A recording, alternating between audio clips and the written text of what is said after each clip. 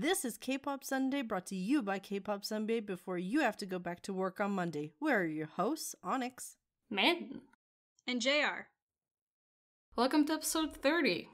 We managed to do 30 episodes, which is pretty incredible since in the beginning we did not know what we were doing at all. We had no editing skills, and if our skills in editing has really gotten here, we're not sure yet, but we've made something, and we made 30 of them so far, which is incredible. The reason why I'm starting off this episode in this way is because this is technically our season end, last episode, because we're going on a tiny break after this episode's release, and we won't be back for a little while. But there's a good chance for a season 2 coming up sometime in 2021, but we'll talk more about that towards the end of the episode. Anyhow, episode 30. Today we will be talking about our favorite releases of 2020, as well as some of our hopes and dreams for 2021. So, shall we just start off with our favorite songs? JR, what is the song you enjoyed this year?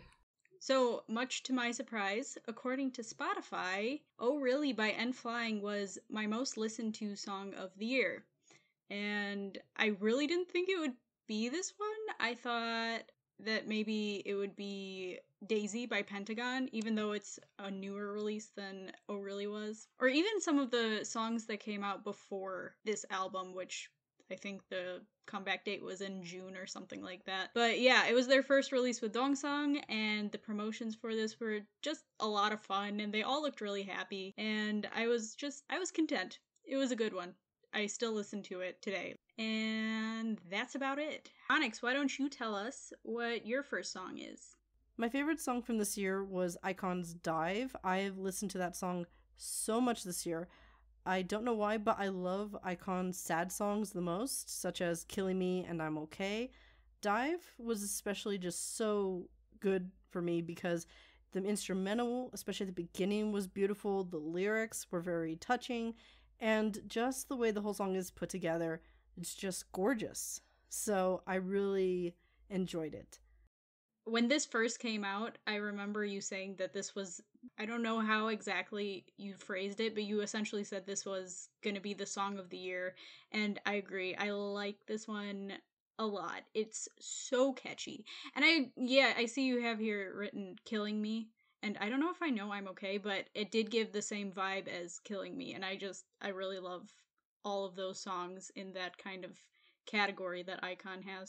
It also might have sounded different to me as well because it was sort of in the backdrop of their leader being gone. Yeah, that's true. And so it felt like that. I don't know if that they meant for it to be targeted towards him, but if they did, it was genuinely perfect. Like, I also heard people say that I Miss You also kind of reminds them of that whole time period, but I think I Miss You came out when their leader was still with them. I believe so. Yeah, because it was like a year or so before that. But it's just so pretty. Like, iKON is really good at sad songs, but the lyrics always have something more to them. So that may just be why they stick out to me. So Min, what was your favorite this year? So one of my favorite releases, which is probably very predictable, is CL's Hwa, and also 5 Stars. They got released together, so I'm counting them as one. But basically, CL came back. She had a proper-ish comeback with her 2019 songs were more just like, hey, here's music I made for her 2020 singles. She did some promotion for it, and it's great, and I can't wait for her album that will hopefully drop next year. I really liked her songs. It was really nice seeing her be back again. I know, it's been a while. Yeah. I'm a big fan of female artists, okay? I'm just gonna say it. I loved Jessie's Nununana. I loved seeing Ihyori in the music video. Even though she didn't feature on the song, it was still just really cool seeing her in the music video, and I didn't know she was gonna be in it, so I was like, whoa, I know that woman. She looks so good. And yeah, I really like Jessie. I love seeing how much of a part of the K-pop world she has become, because she did initially try to be a K-pop idol, that didn't work out. She became more of an underground rapper, continued in the underground rapping realm, and has actually become a mainstream rapper. I wouldn't necessarily call her a idol in the typical K-pop idol sense, but she is probably the closest underground rapper to become an actual idol. It also does help that she almost became an idol in the beginning, but you know, she's getting there, and it's interesting. Do you know? Yeah. JR, do a song. More song. Music. A-Pink really only does one release a year at this point, and that kind of hurts my heart. But they're doing other things, and I understand that, you know, everyone getting together is probably not as easy as it used to be. And like, Namju had her solo debut this year, and that was great. I think Eunji had a comeback this year too, but A-Pink did have one comeback altogether, and that was Damdaram. I don't know if I'm saying that right. It, like, when you say it out loud, just speaking it, it sounds really stupid, but in the song, it makes sense. But yeah, I think that everything they've been putting out recently has been gold, and that's literally one title track a year at this point. But yeah, the horn in it was fake as far as I know.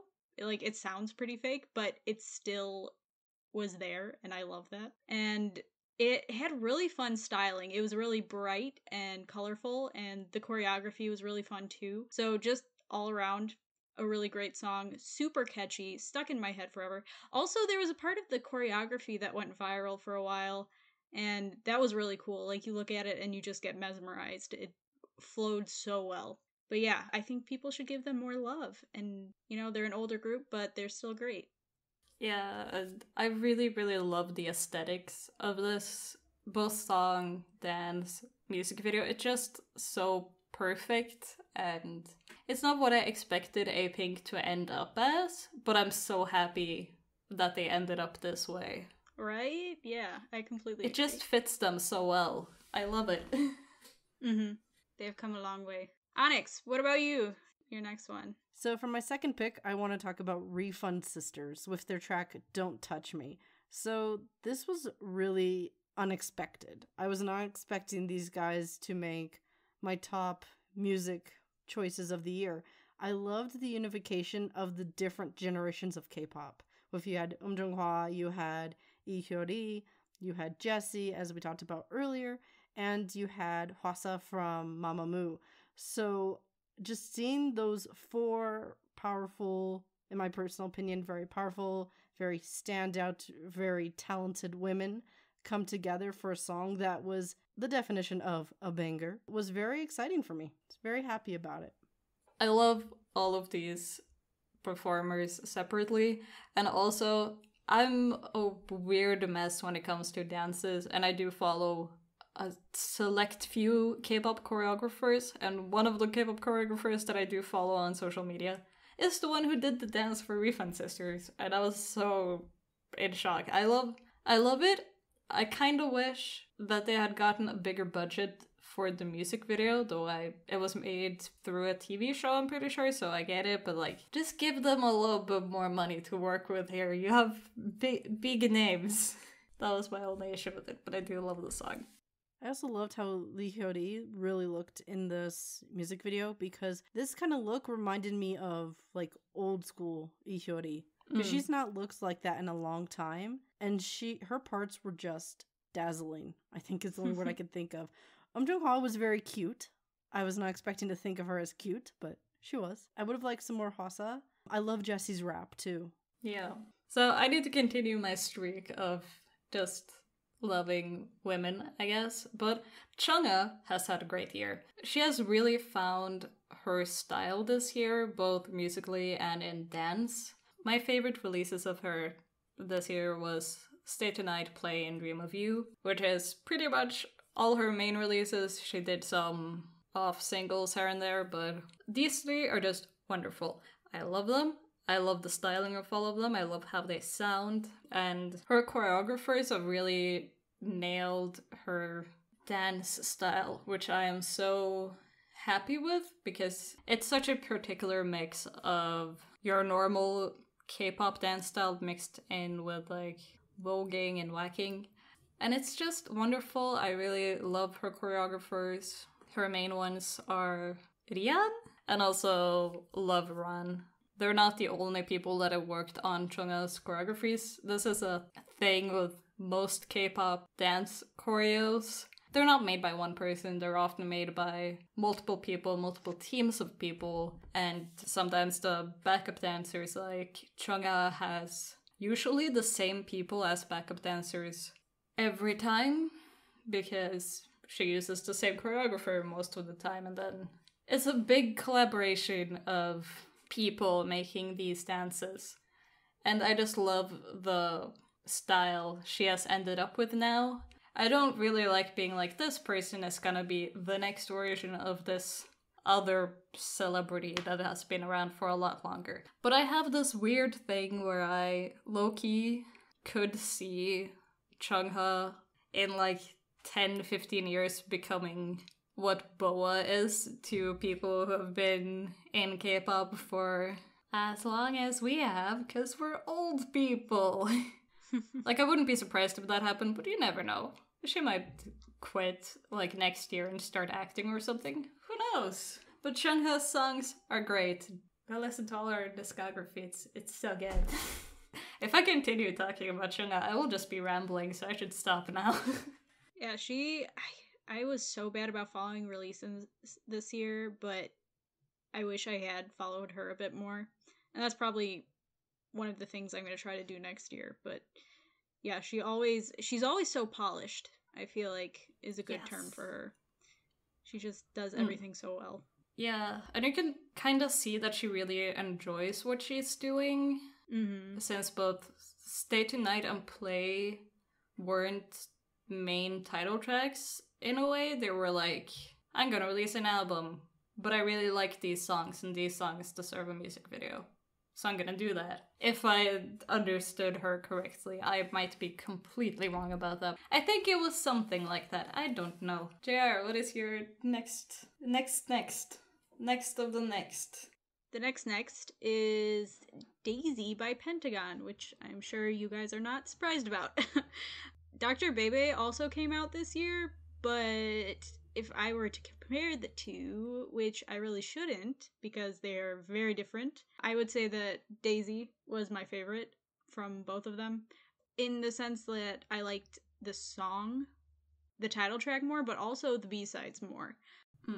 Yeah, it was really pretty, both the song and the music video, and the B-tracks for that mini album were really great. It was their first mini album without Jinho, and it'll probably be their last mini album with Hui, until, of course, obviously both of them come back. So it was kind of bittersweet, but I really enjoyed it. And I'll talk a little bit about something that I'm sure universes are curious about in a little bit. But yeah, that was definitely in my top 5 songs of this year, probably.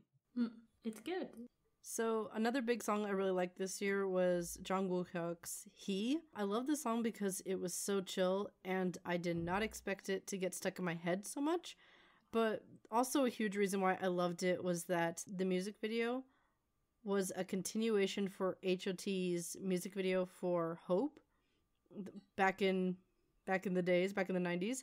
In that music video, he was basically being a jerk, and he got hit by a truck when he was riding on a motorcycle, and he had to go to the hospital. In the original music video, he ended up being okay, and he stopped being a delinquent like he was earlier. But in this music video, after he crashes, he travels in time 20 years into the future, and he's trying to figure out why he's alone. And there's just some fear in there.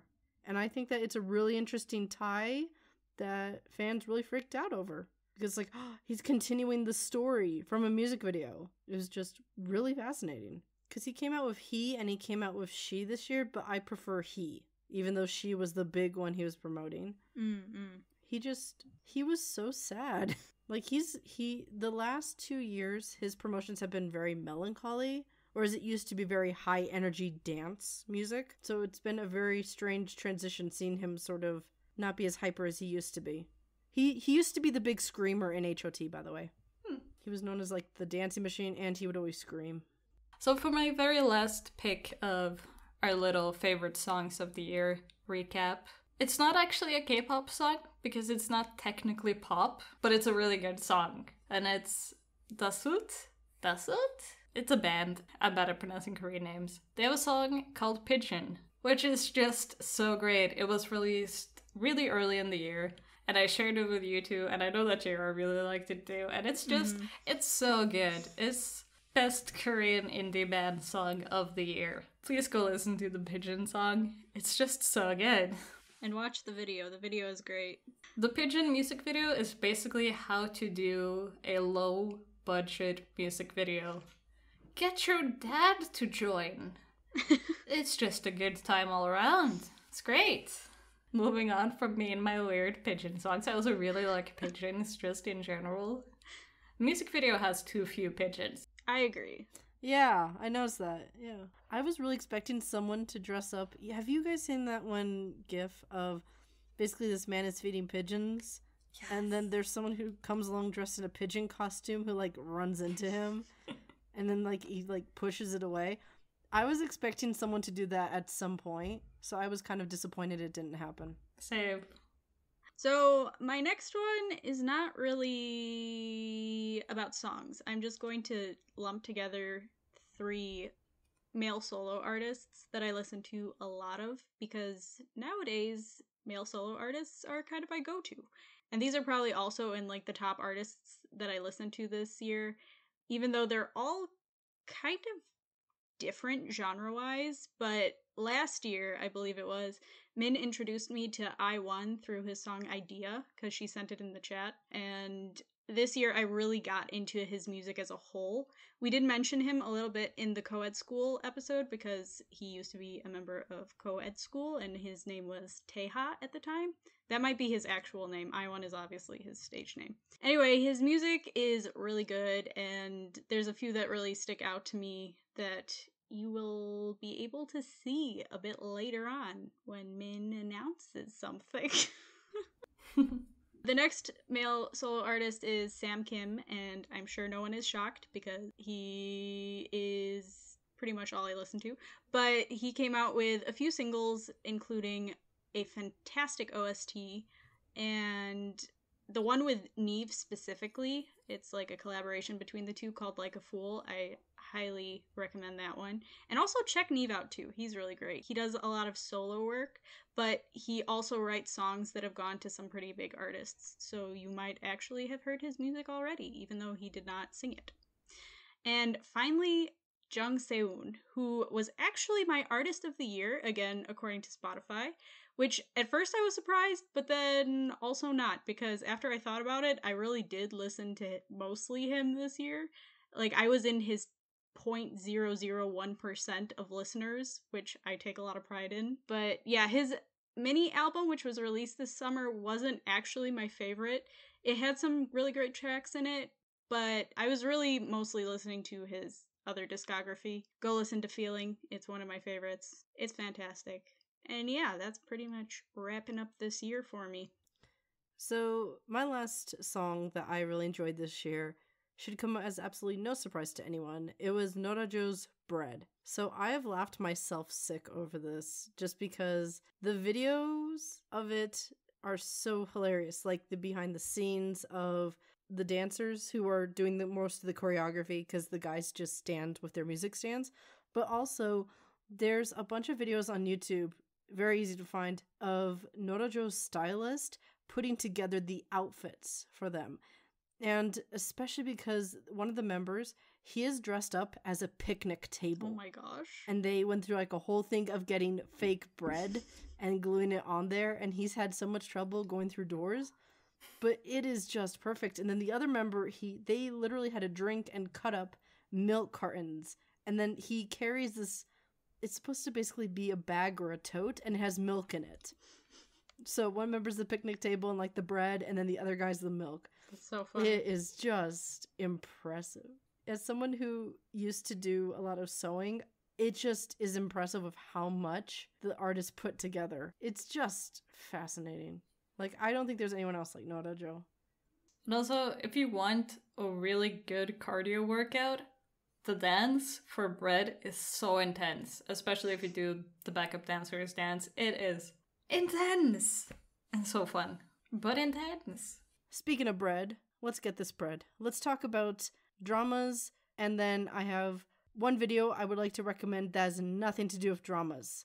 So, JR, why don't you go ahead and start us off with dramas you like this year, because you're kind of our drama queen. Not because you are dramatic, but because you love other people being dramatic. Alrighty. One of my favorite dramas of this year was A Piece of Your Mind, and I was really disappointed because this one actually ended up getting cut down by 4 episodes. That happened quite a bit actually this year, much more than it has in the past. There were quite a few dramas that were shortened due to poor viewership, which is not really usual. Like, I've seen quite a few dramas that were quite bad and they ended up with the final amount of episodes that they were supposed to. But I really love this one, and I was so disappointed it didn't do well with the general public. But a lot of people found it boring, which I was shocked at because I found the storyline to be very compelling.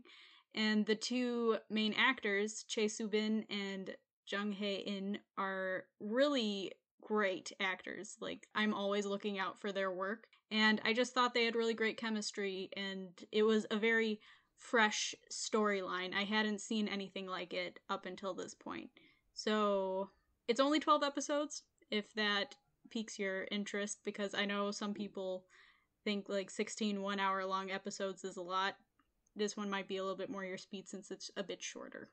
Another one that I want to talk about quick is My First Love, seasons 1 and 2, and this was actually almost a year old when I first watched it, because I just kind of skipped over it when it first came out, and I wish I hadn't because it was really great. And the funny thing is that while I was watching it, I was like, this is so familiar. I couldn't put my finger on why. Everything just seemed like I had seen it before. And then I was doing some research, and back all the way in 2015, when I first started watching K-dramas, I watched a web drama with a very star-studded cast. Like, if you go up and look at the cast now, you'd be like, wow, they've been in quite a few big shows up till this point, like 5 years later. And it was called Because It's My First Time, and I really love that show. And this show, My First Love, is a reboot of that show, and the first season was essentially an expansion of the original web drama, and I just thought that was hilarious, that I didn't realize I was watching the exact same show I watched 5 years ago. Oh. It was... I was very disappointed in myself. But yeah, it was really great, and it's very cute, coming of age type thing.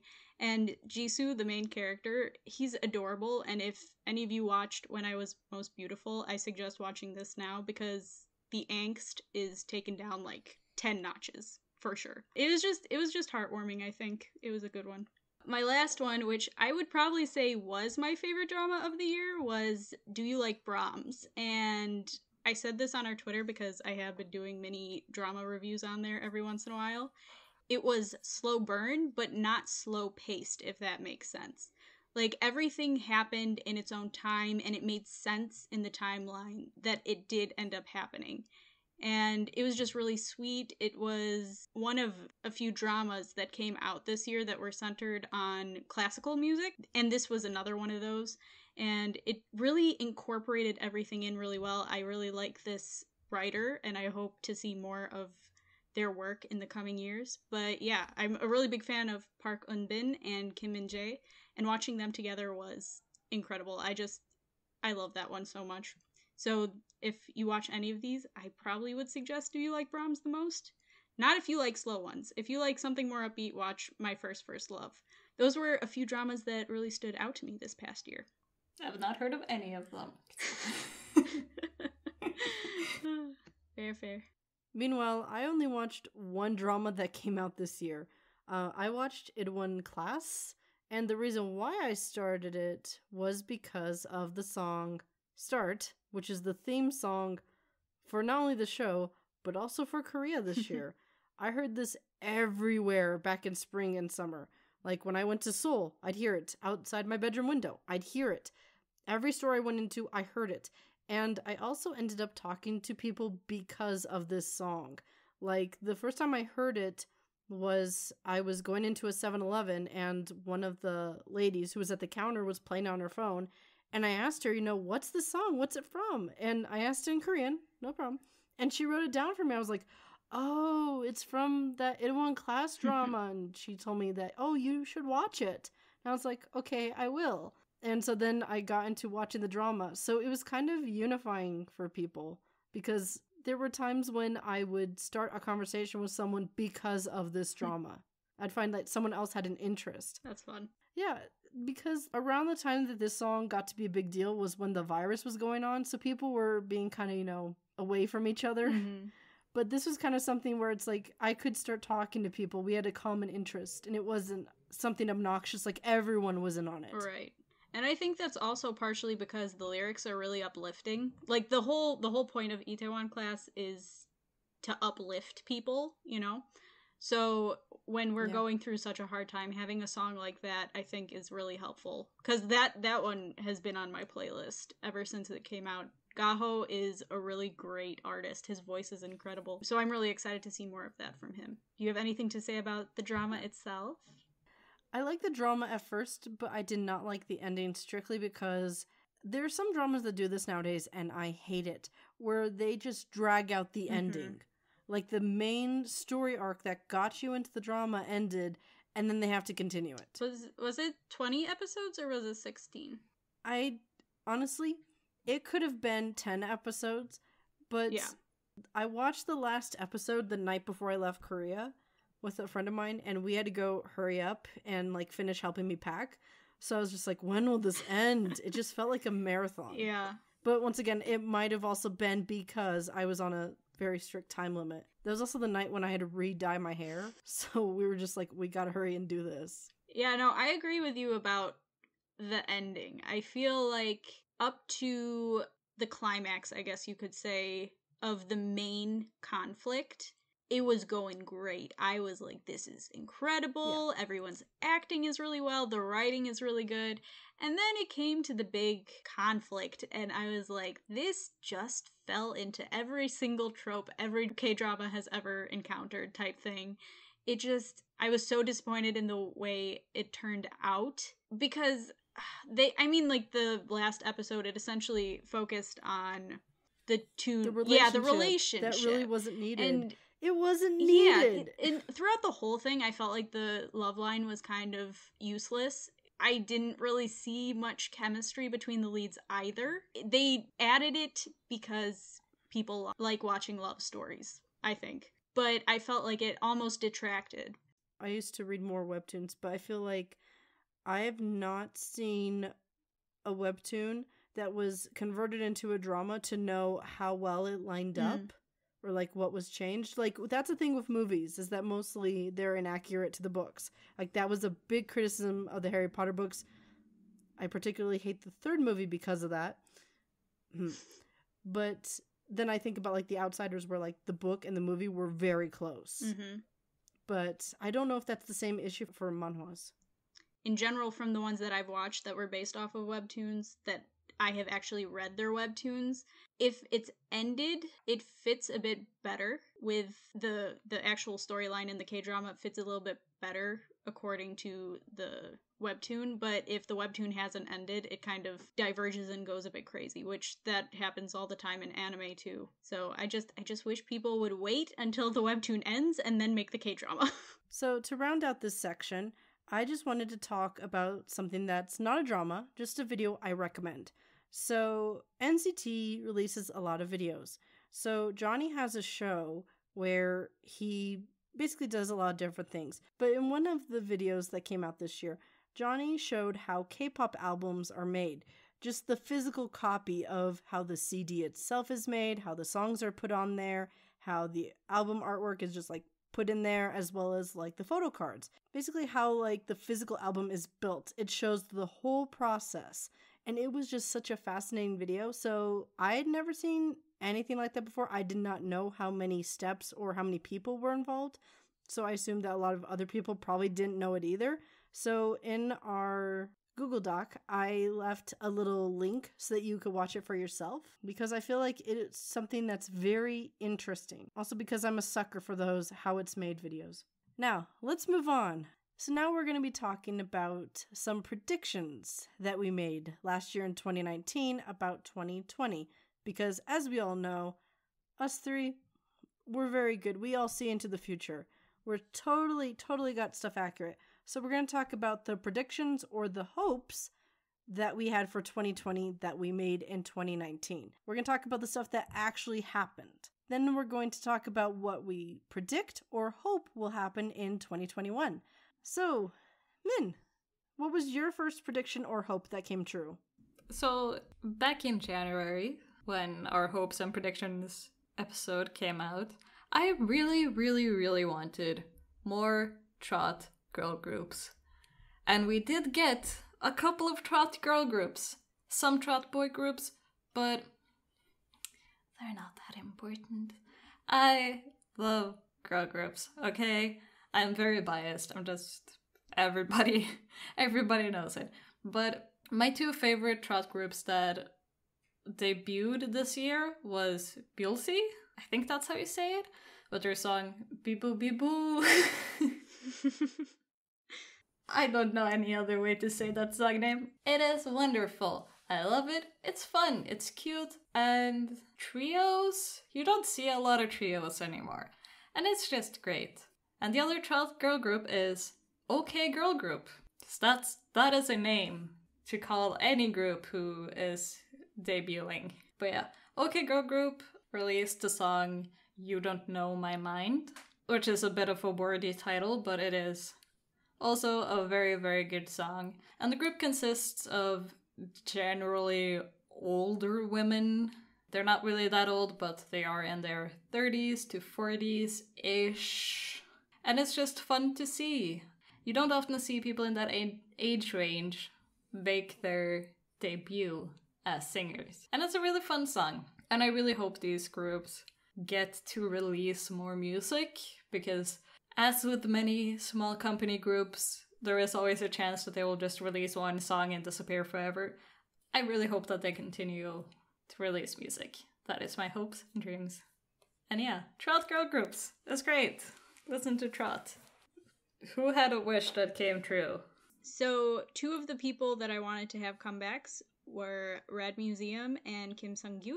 And both of them have released music by the time this has come out. Rad Museum put up a picture on November 27th of this year saying that new music is coming soon. And then just this past week that we're recording in, he dropped a double single, so that was really great.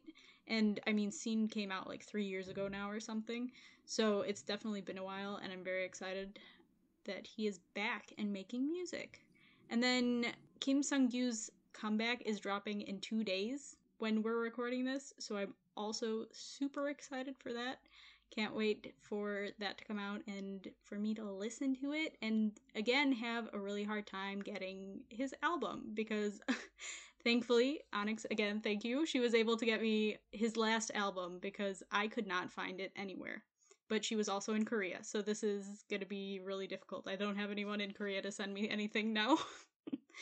Also, you got real lucky. I found that on one of my last days there, Yeah, even though I I've been remember looking you for it for said months. that. And I went to so many bookstores over that. That's so funny. So many places I went to looking for that. And I even had Emily looking with me.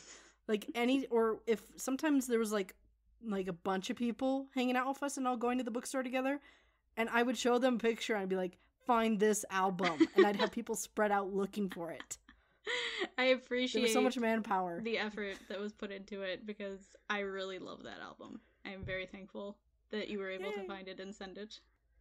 So the thing that I really wanted for 2020 that happened was I really wanted HOT's legal trouble to be wrapped up with their name and their logo. That was the big thing I wanted. And I'm so thrilled that it happened and that this was the final verdict. Like, the guy can't take HOT to court anymore to get stuff out of them. It's over, and I'm so happy. I don't know how many other obstacles they have in their way from SM, because I still don't know how much they have left to do.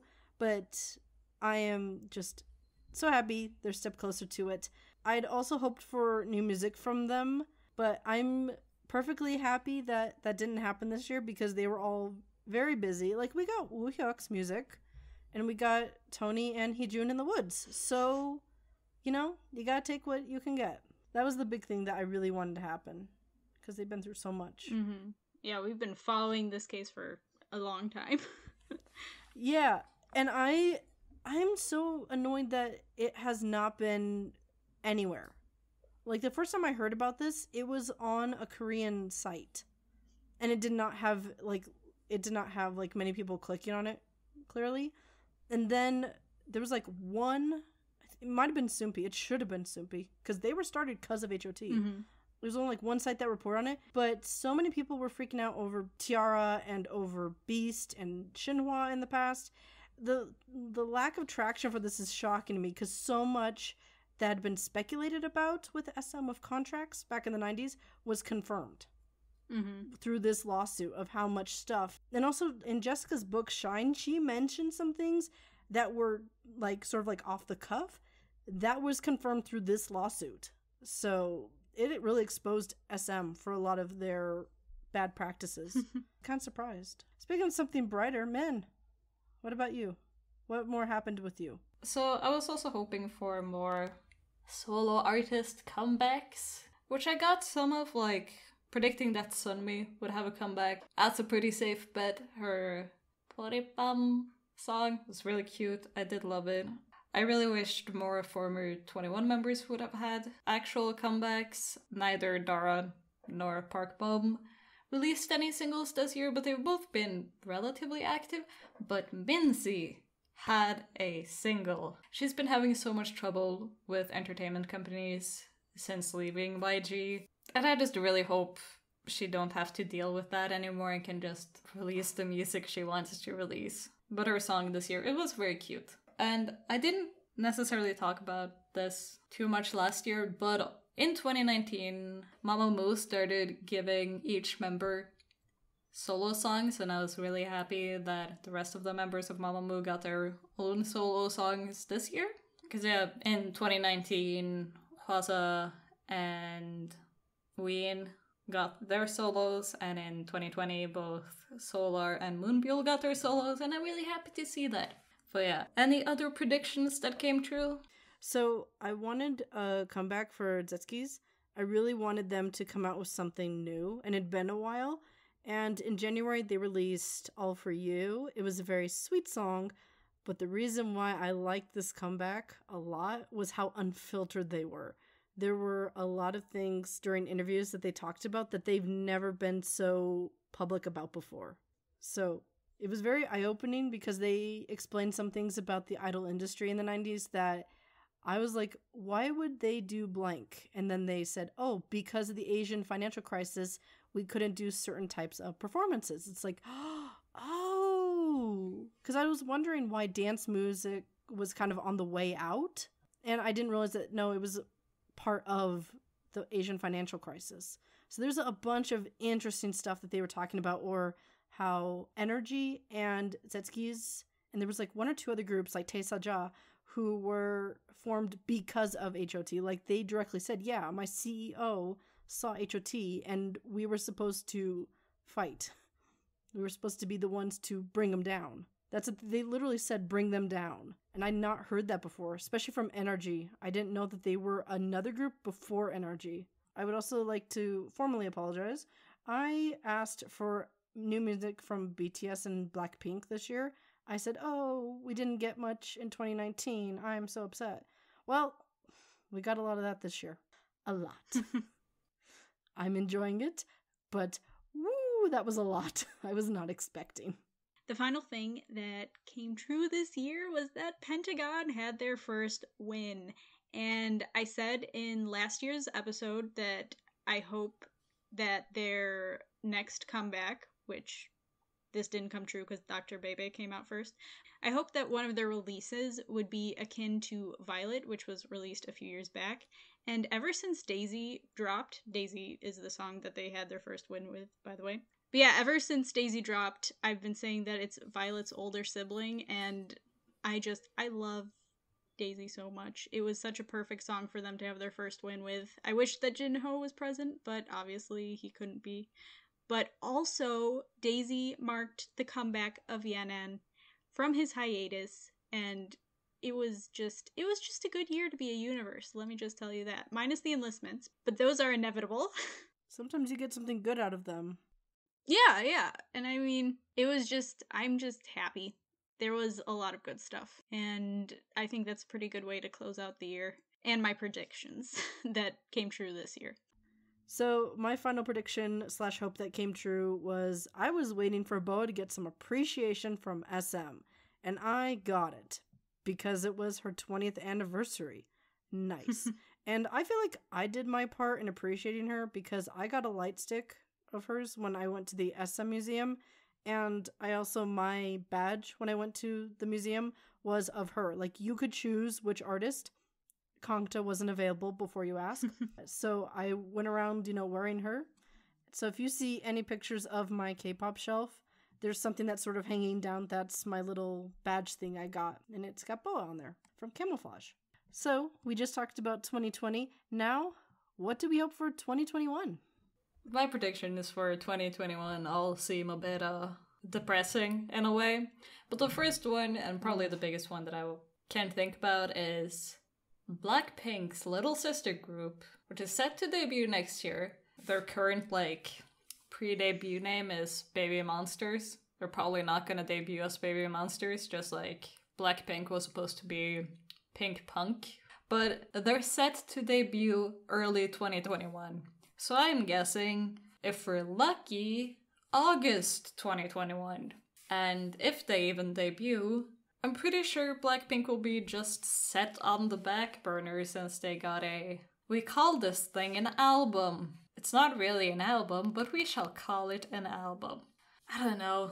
I really, really hope that the new YG girl group gets released, does well, and that Blackpink also gets to grow as artists. But, it's YG.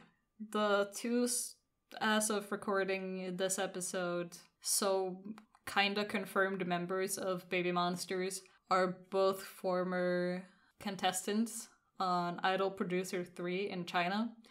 And we all know how YG does with people who has been on survival shows, be it a YG survival show or just a survival show in general. So we'll see. But I think we're gonna end in a big disappointment. I hope I'm wrong, but I can already feel the disappointing coming over the horizon. I hope yours is a bit more cherry. I'm sorry.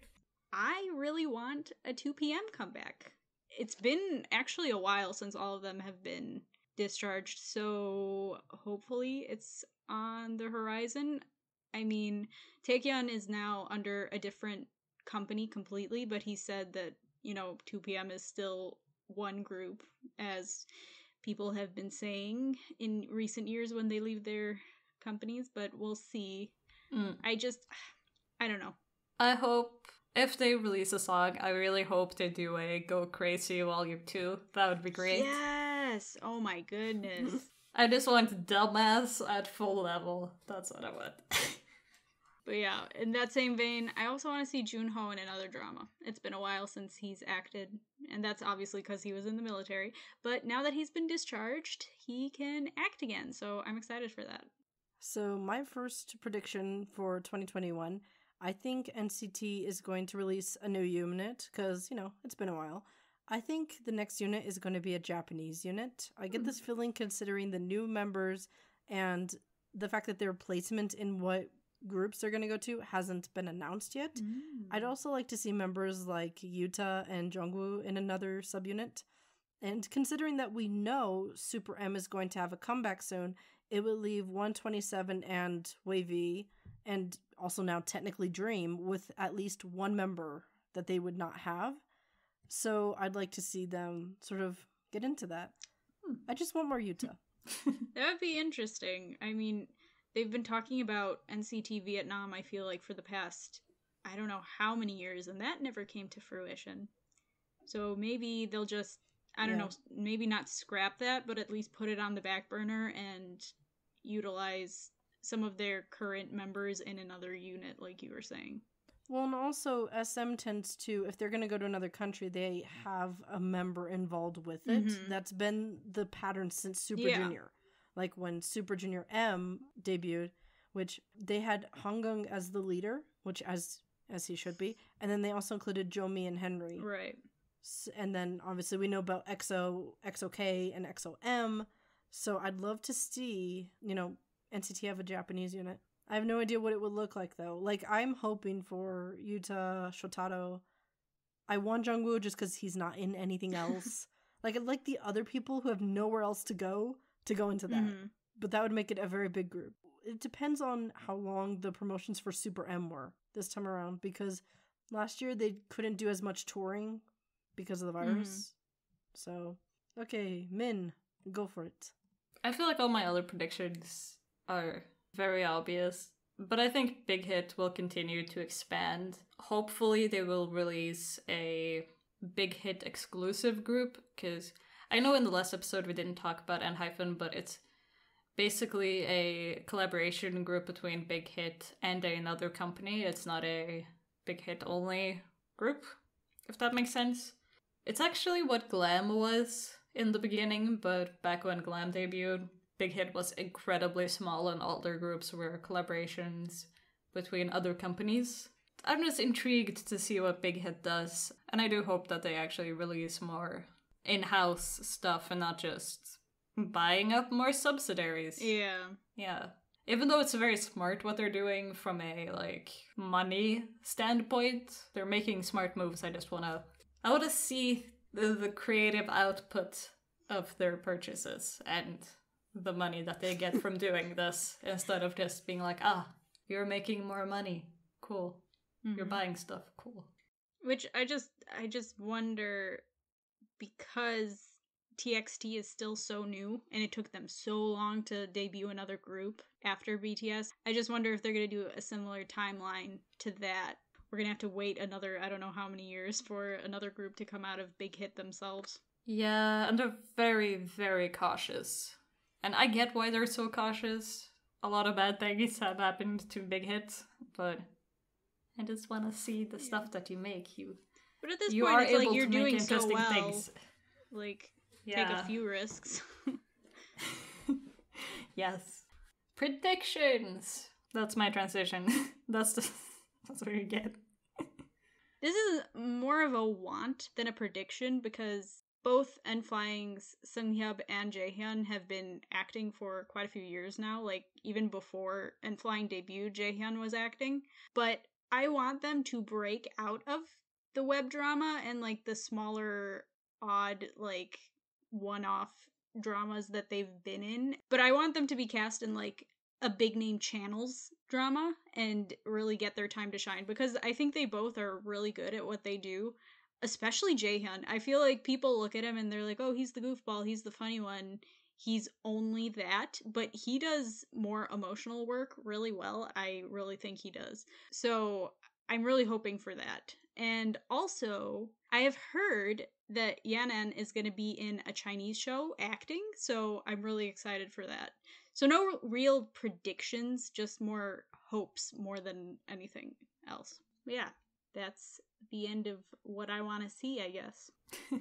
So what I want to talk about is less of a prediction and more of a conspiracy theory, but I'm right. So, Woohyuk from HOT, right around the time of the anniversary, he posted a picture on Instagram of his light stick, or if he had a light stick, what it would look like. It had his hat that he wears from Candy. It also had the same base and sort of structure like the HOT group one. And it was very clearly a physical thing, looking at the picture. But it was never available for purchase. I looked on his website and I did not find anything. I looked on other websites, nothing. It's massively suspicious, though, because a few hours after he posted that image, Jaeduk from Zetskis posted a picture of a drawn/colored version of what a Jaeduk light stick would look like. Which these two seem like very different things. But consider that Jaeduk and Tony live together, and we know that they're very gossipy.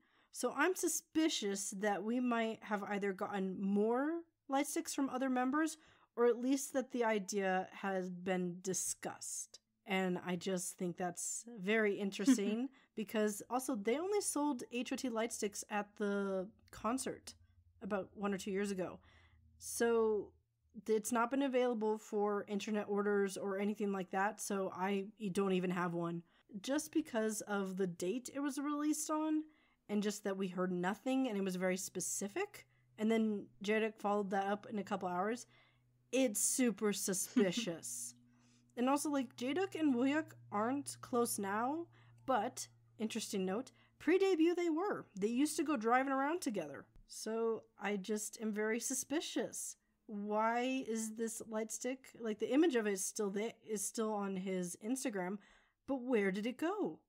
Because he had it listed with a bunch of other merchandise that did eventually become available. Ooh. So I'm just wondering, where is it?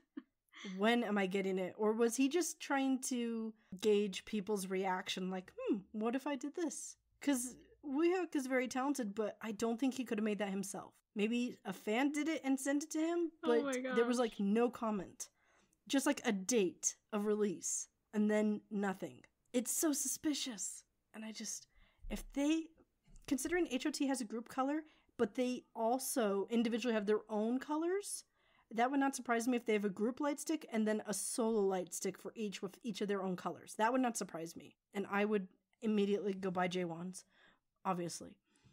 But I need more information. Also, another thing that I just thought about is also suspicious. Kangta doesn't have a light stick either. And he's with SM. Boa's got a light stick. Yeah, but Boa's came how many years after the fact? Like, it takes SM a while to get things done. But Kangta is the last person of their active artists who does not have one yet. Like, obviously aespa doesn't have one either because they're new. But he's their longest running idol who's still performing.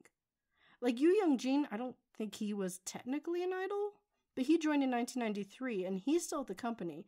But obviously he doesn't perform anymore, so that makes sense why he doesn't have a light stick.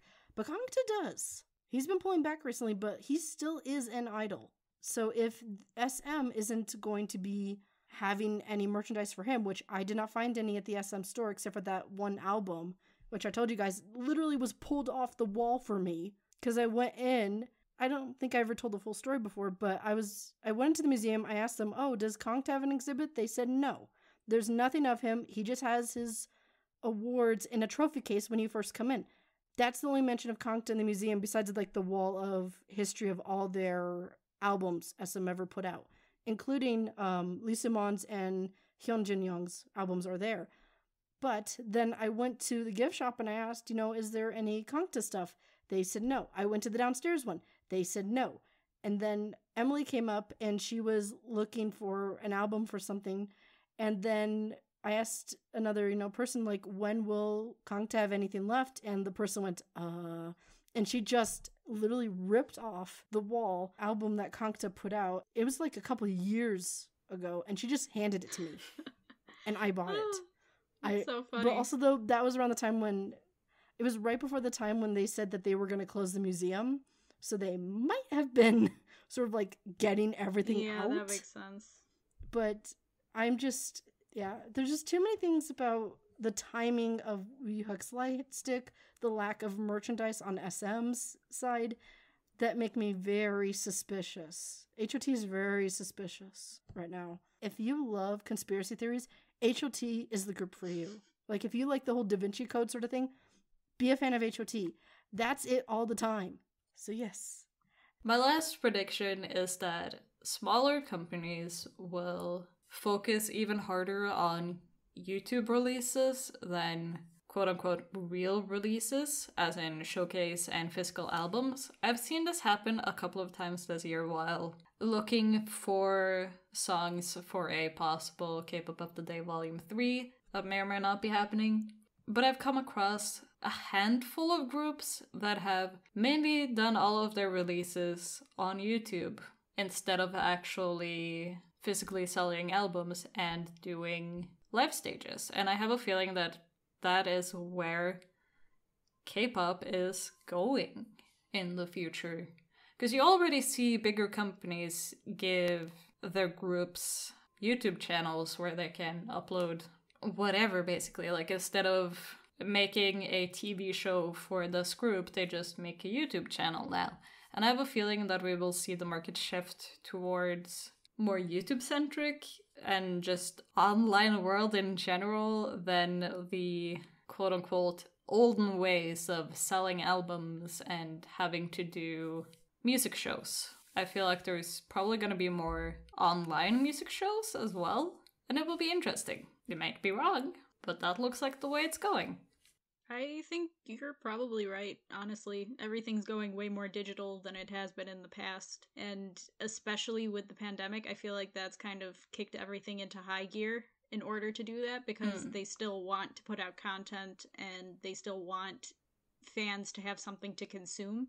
So they have to find different ways of doing that that doesn't include contact. So this is a good way of getting that across. I also think, though, that a part of the reason why certain groups started doing their own shows was because of issues with certain variety shows. So I think that especially for like smaller companies, it's way easier for them to make like their own shows. It's way cheaper. And also they can sort of control the editing better. Like, there's been some variety shows where clearly the idol got in trouble afterwards for something that was not edited out. So I think that it would cut down a lot of tension. Yeah. But also, unfortunately, though, it might make the idols more isolated because they're not getting out and around. But then again, it also makes me think of like old YouTube days back in the day when everyone's like, oh, we're putting everything up online. But then VidCon was created because it's like, let's get people off the internet and let's meet each other in person. Like, let's, and I, as someone who went to VidCon, to me at least, it was a very necessary part of YouTube, because making those connections, seeing someone face to face and going out to a meal with them, or just like sitting and, just meeting people in person is just very important. There's a certain thing that's missing when you're online only. There's a certain thing that's kind of missing.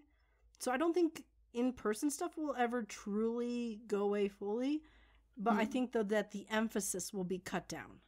Yeah. Especially since we know that there are a lot of people who look down on idols. So they're like, okay, then we're going to take our ball and we're going to go home. We're not going to deal with this sort of disrespect. We're not going to jump through hoops if you're not going to respect us, sort of thing. So that's a good prediction. So since we've talked about our hopes and dreams for the K-pop world in 2021, let's get a little bit more personal with it. Do you guys have any New Year's resolutions for yourself that kind of relate to anything in the K-pop realm, be it dramas, music, whatever? Do you have any New Year's resolutions?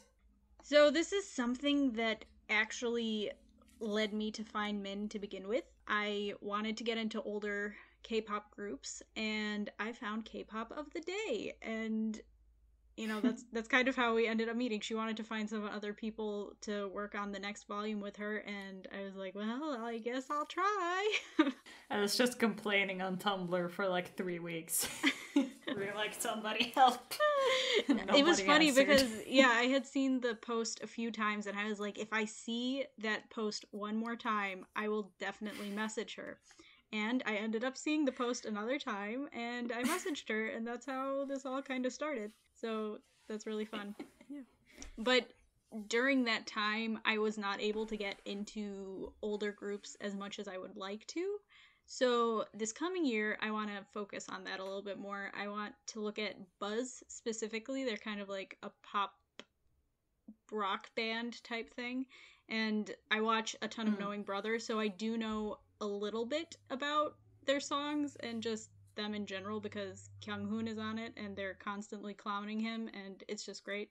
But yeah, I really like their sound and I want to know more. So they're at the top of my list. And then Nell is another band that I want to get into, and I know a little bit about them too because Infinite Sungyu is a big fan of them, and I believe he's actually collaborated with one of the members before, or a handful of times, I'm not sure. But from what I've heard of them, I also enjoy their sound.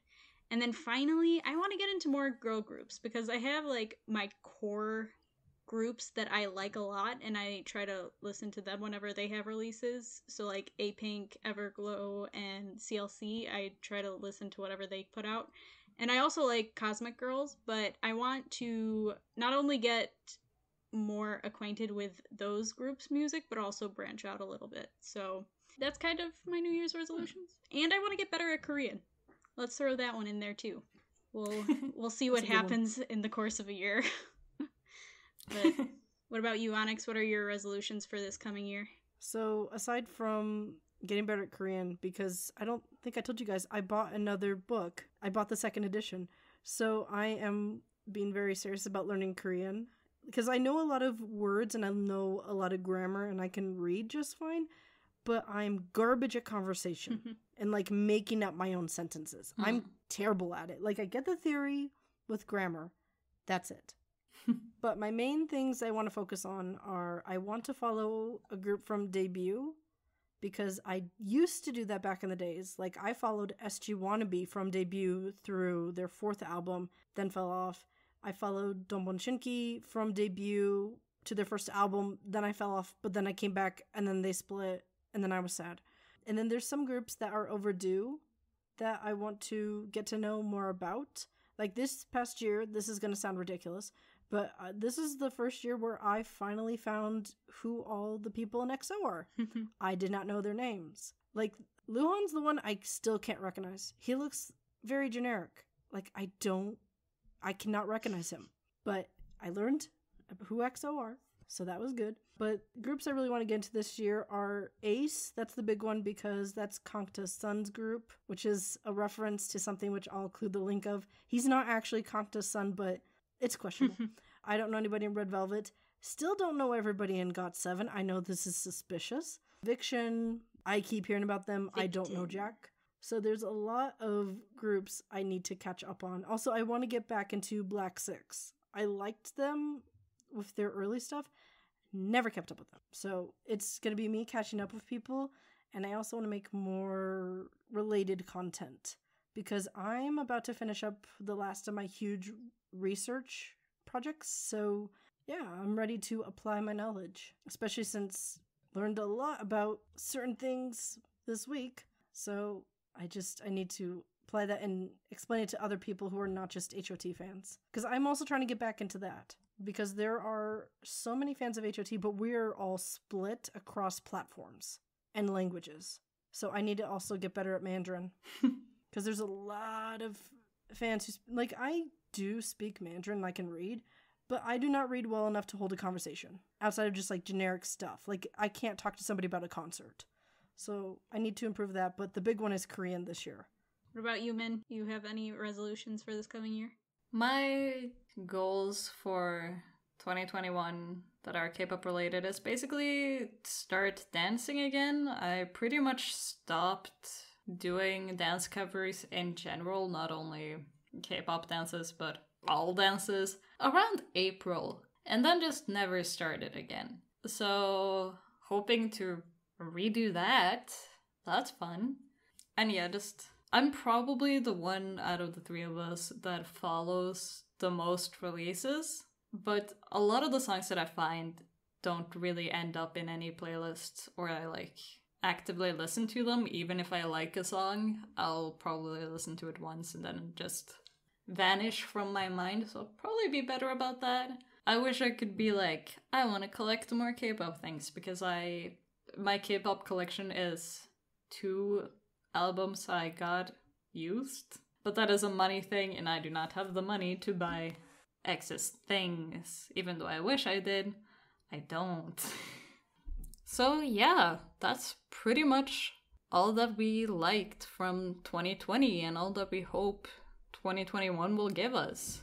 And as I said at the very beginning of the episode, this is our last episode in a little while. We're gonna take a small hiatus, basically to rethink the show, hopefully make it better. We would love to get more people involved because it's only us. And we're not really good at this. So we're hoping to take a little break to restructure some things. Maybe we'll get some music and just in general hope to make the show better. And if you have enjoyed our test run of K-Pop Sunday, please share it with your friends. Please give us reviews Even if we're not here, we will still be here on other platforms. You will still be able to reach us, and if you want to ever say hi, just please do. And yeah, hopefully sometime next year. We will not give you specific dates now because we want to keep our track record of releasing on schedule happening good. And if we say that we will release it on a specific day, we probably won't end up releasing it on that day. So hopefully sometime not too late next year, we will be back with the season 2. And it will be great. So thank you for being with us this year. And I hope you will join us next year. And I usually do a Song of the Day segment. This episode has been long. We've mentioned a lot of songs. So we're not going to do that today. But if you look at our wonderful episode description, there will be a lot of links. You'll find a link to a Spotify playlist of each of our favorite K-pop songs of 2020. So I have my own playlist filled with a lot of girl groups, surprising to no one. JR's with a lot of boys, and Onyx with a lot of weird stuff. And it's great. And if you want to get closer to whatever weird music tastes we have in the K-pop realm, go check out the playlists that will be linked. And there might also be a link to a very, very long K-pop Christmas list, because we're very close to Christmas. And if you like Christmas music, I got you covered. I have made a very long and thorough list of K-pop Christmas songs. It's wonderful. My wrap up for 2020 is that I learned so much this year. And there's a lot of times where when I'm doing research for HOT, I find stuff and I'm like, wow, I'm an idiot. Everyone else knew this fact except me. And then I will go post it in our Discord. And the relief I feel when the other guys go, what is this? I'm like, thank you. It's not just me. There were a lot of things that just kind of surprised me this year. And also it doesn't help that I've learned so much Korean recently that now I can go to like Dom or Naver and go read through stuff. And so I'm learning more that way because there's way more information in Korean than in English. So hopefully the result of that will be that I get to share what I learned this past year with everyone else next year because of that one big project that's coming to a close. So yes, thank you for staying with us. We've really grown this year. So yeah, we didn't start right at the beginning of 2020. We did start in October of 2019.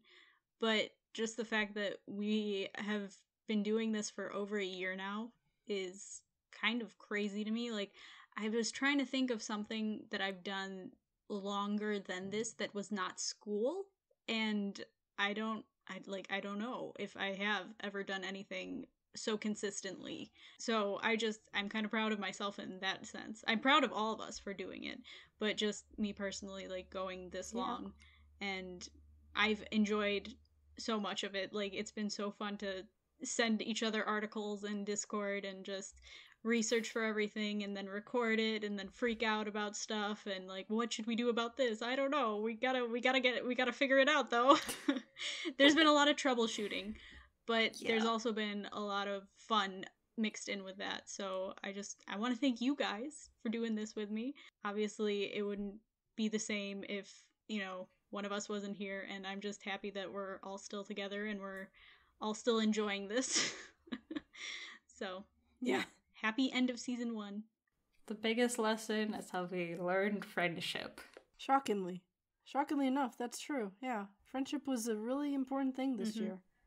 Because we did not know each other when we started this. That is true. We talked together once in a voice chat before we started recording, and we're like, oh, yeah, friendship has been achieved.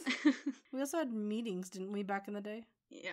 Like back when we had like the we had meetings for it was a few, because we started this K-pop of the Day 2 started very late 2018. December. And I think we started talking through voice in like March or April, because we were trying to figure out what to do next. Yeah. So it's been a long time. It's my fault y'all have Discord because I was like, I don't want to deal with Tumblr messages. Tumblr messages I know. suck. Oh, yeah, no, I Discord agree. is perfect. I agree. We have so I many agree. little channels. Uh, But And we bug each other. yeah. shall we go over to trivia question? Answer? The last trivia answer? So last time I asked, what album came out this year with a craft kit? And the answer is 17. They had a special album called Semicolon. Aw. You may open your eyes now. And I put pictures in the Discord so you could look at it. So it was a boy So group. this album, it was a boy group. Yeah, they came out with a weaving kit. Huh. And it even has like thread and like a little needle. And you can make your own little semicolon. That's so cute. I'm genuinely tempted to buy this album because it is so unique. Like, that seems like a little historical thing. Like, this is something that belongs in a museum someday. Me and Woohook, we're going to make ourselves a K-pop museum. It's going to be better than SM's. It's not hard to be. So, if you have the chance, I highly recommend that you pick up this album. Also, I will be posting these pictures on somewhere. I don't know where, probably Instagram. I do not have this album myself. I found out about it because a friend of mine, she bought the album and she knows we do these trivia questions. So she said, hey, I got something for you. So I would also like to offer that if you have something that you think would be a good trivia question, let us know. I'll write it down. Promise. So with that out of the way, let's finish up the last episode of Season 1. Thank you for listening. If you enjoyed the episode, then please make sure to rate, subscribe, follow, and tell your friends about us. If you want to interact with us or just see more of our content, then you can follow us on Twitter at KPopSundays or on our other social media platforms, which will be in the description, along with those playlists that Min mentioned earlier. Also, don't forget that we are going on hiatus, but more information will come and we'll post that on Twitter. Thanks, everyone. Bye! Bye! Annyeong.